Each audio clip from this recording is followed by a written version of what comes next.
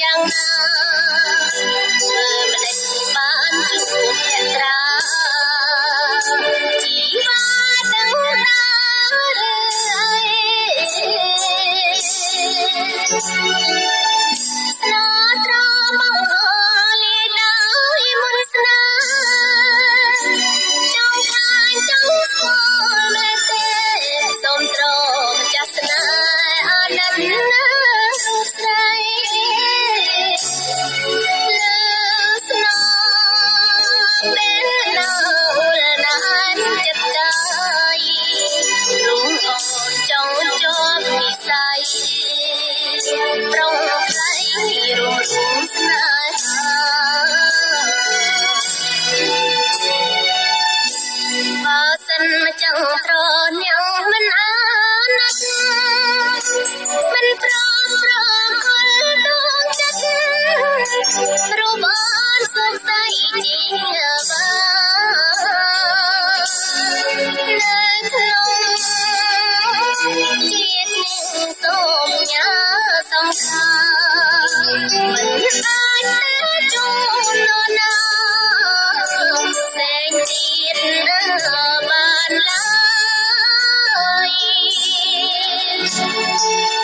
មិនចាំត្រស្នេហ៍ឲ្យឆ្លើយមកប្រឡងកុំឲ្យអូនសង្ឃឹមអូននៅមិនដឹងចាំរងប្រានរាយជីវិតជាតិនេះអរៈស្មីហើយបើត្រស្នេហ៍ធ្វើកូនតាយអូនសូមនៅទ្រាំលំស្័យ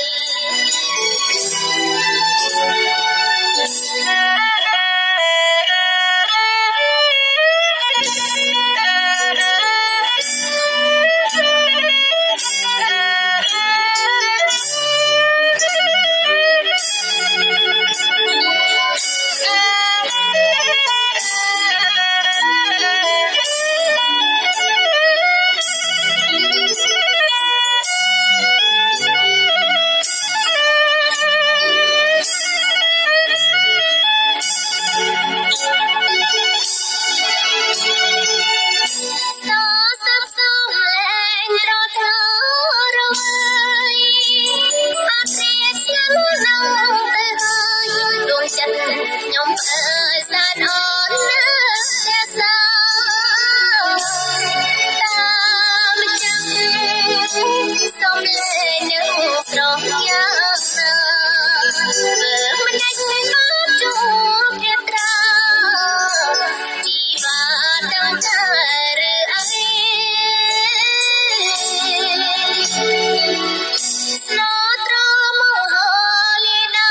យមុនស្នេហ៍ចង់ការចង់ស្គាល់មែនទេ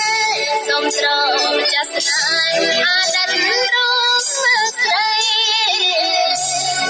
លើស្នងពេលនៅណាចិត្តកាអូនចង់ជាប់និស័យប្រងផ្លៃរុំស្នេហា